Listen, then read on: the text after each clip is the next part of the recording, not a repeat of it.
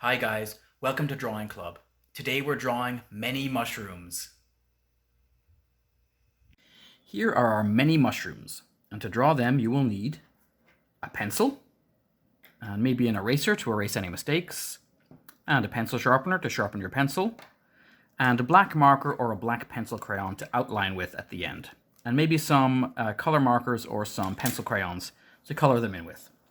But as usual, I'm going to use my gray marker just so you guys can see what I'm doing as I draw. Okay, so we'll start by drawing the cap of this tall mushroom. And we're just going to draw a kind of bumpy looking big long oval shape. Just like this. And you can really make this any kind of shape you want, as long as it's tall and kind of bumpy. And then we'll do the sides of the mushroom down here. And then we'll make the eyes. So just two ovals like that. And then two little dots for the eyeballs. And then two little sort of happy looking eyebrows. And then a curving line for the mouth. And then the mouth is open, so another curving line underneath. And then a little tongue inside. And remember, if I'm drawing too fast, you can always pause the video and slow down. And we're not going to fill in all of those little parts of that mushroom yet. We're going to come back to that at the end, I think, because you don't have to fill them in. It will take a while. So let's go to some of the other mushrooms. Let's do the caps of these tall mushrooms. So I'm going to do a line across the bottom, and then a curving line for the top, and then two long lines going all the way down to the bottom of the page for the stem of this mushroom. Just like that. And then finish off the bottom of the cap. Like that. And we'll put two little eyes in. So just again, two oval shapes. And then a small circle in the top for some light shining in the little eye. Just like that. And a little smiley mouth. And we'll do the same again for the next mushroom. So the bottom of the cap, and then curving line for the top, two little eyes, more ovals, and a little happy mouth, like that. And then the stem, two long curving lines going back down to the ground, like that. And then a curving line underneath to show where the bottom of the mushroom cap is. And one more. This is a little group of three of these tall, thin mushrooms. So the cap, and the little ovals for the eyes, with a little space left for some light shining, and a little smile, and the long curving line for the stem of the mushroom. A little thin at the bottom, but that's all right. And the bottom of the mushroom cap. Now the next mushroom has a wider bottom, so I'm going to start doing the bottom. I think I'll just do it as a straight line first, and we'll add the little, or not a straight line, but a curved line first, and we'll add those little pieces where it's splitting later on. So that's the bottom of the mushroom, and then we're going to do the top. This almost looks like a bell.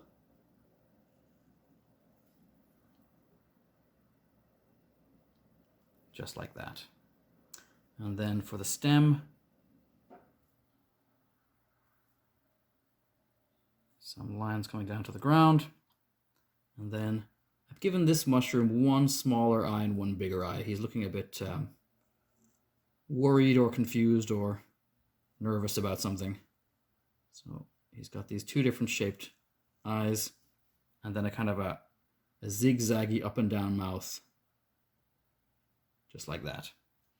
And then we'll just put some little triangles in here to show that this mushroom is a little bit older, so it's starting to split a little bit at the bottom, just like that.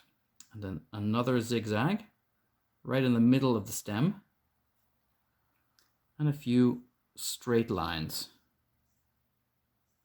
coming down, just like that. And our last mushroom is a mushroom that has grown. So when mushrooms start growing, they're often kind of little balls, and then they open out like this. And then finally they kind of turn right inside out almost, and they become little rain collectors. So I'm going to do a long curving line like this. And then for the cap, that. We're almost imagining that you're drawing a bowl. And then the top line like that. And I'm going to draw another little oval, sort of squished oval shape inside,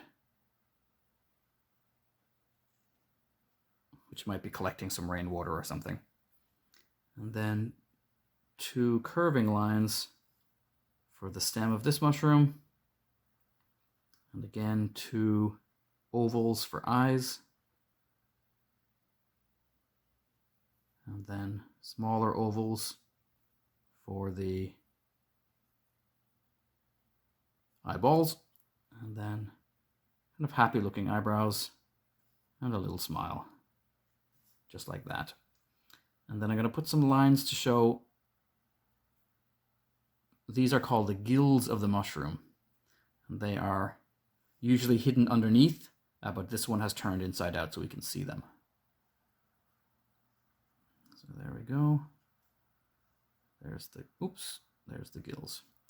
And then before we come back and do that first mushroom's cap with all of its little details, I'm just going to put in the grass. So I'm just going to do some zigzaggy kind of lines along the bottom here. Keep them shorter at the bottoms of the mushrooms just so we don't cover up our details. And then you can make them longer between.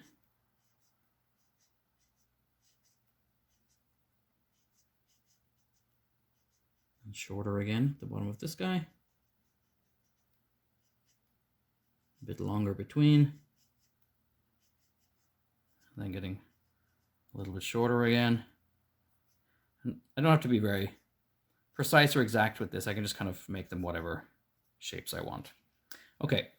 Now for inside of this, we're just going to do a bunch of different sort of shapes of different sizes. Some will be smaller, some will be bigger. You can really just make this part up yourself. You don't have to do it like I've done it. Or if you think that this part's going to be a bit too challenging, you don't even need to do this part at all. You can just leave it kind of that weird lumpy shape and just color it some different colors. But if you want to do this part, just choose a bunch of different shapes, and like diamond sort of shapes and wonky rectangle shapes, and it'll pretty much work.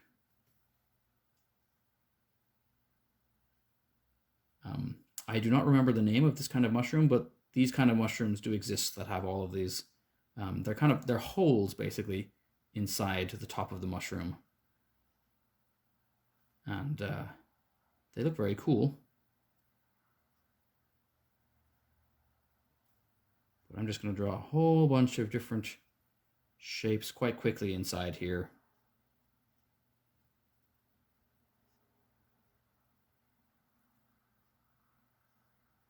There we go, nearly done. Just a couple more. I'm just leaving a sort of a thin border between all of these shapes. And then at the end, I would color in these shapes as sort of a darker color to show that they are holes going inside the mushroom. Okay, so that's pretty much all we need to do with our pencil. So you can put your pencil away. And as I said, you don't need to do that part if you don't want. You can just leave that mushroom to be a tall mushroom without all of the holes. So let's take our black marker and we'll start inking it in. And again, I'll leave that for the last part because that part takes the longest. So I'll just outline the outside of it first. Now, mushrooms are part of one of the parts of life on the planet Earth. And they are their own people used to think they were plants, and they used to include them in plants. But as scientists learned more and as people learned more about the earth, they realized that really mushrooms are not plants. They're actually their own form of life called fungus or fungi. And that's because a plant, like the grass here at the bottom, it makes its energy by using the sunshine. So the sun shines and it has something inside it called chloroplasts and chlorophyll, which is what gives it that green color. And it uses water and nutrients out of the soil and the sunshine, and all of those things together make the plants grow and give them the energy they need. And as animals, we humans and other kinds of animals, we also we get our nutrients from eating food. We eat plants, and some people eat meat, and we get our nutrients that way, and it helps our cells to get energy and for us to grow. I think I said I was going to do this at the end, and that's fine. I'm doing it now for some reason. I already forgot what I said I was going to do. So the difference between fungi, like mushrooms, and plants and animals is that they get their nutrients pretty much from other things that have already, that they're decomposing, they're breaking them down. So, for example, if you've ever been walking in the woods, the places you'll often see mushrooms growing are on old logs or trees that have died. They sort of grow on things that are dead, and they help to break them down and make them back into the soil again. So they have a very important job. They're called decomposers. And mushrooms, as I said, this top part of them is called the cap. And then underneath the cap, there are these lines underneath called the gills. But the interesting thing about mushrooms is that most of the mushroom is actually under the ground. They have these huge systems of roots that travel all under the ground. And that's why, in fact, sometimes you don't even see this part of the mushroom at the top that we see is just the part that helps the mushroom to grow more mushrooms. It's actually called like the fruit of the mushroom. And so it grows up out of the ground, and then these parts, these caps, they have special little parts in them called spores, and the spores are what spread and help to grow more mushrooms. But as I said, most of the mushroom is actually under the ground. And just recently, in the last 10 years or so, scientists are starting to understand more and more about how important mushrooms are in our forests and in really anywhere that there are growing plants and trees, because those roots, that they connect everything. They don't just connect the mushrooms to other mushrooms. They connect the mushrooms to all kinds of plants and flowers and trees, and anything that has a root system is connected by those mushrooms' roots, or by those funguses' roots. And it has a special name. It's called a mycelial network.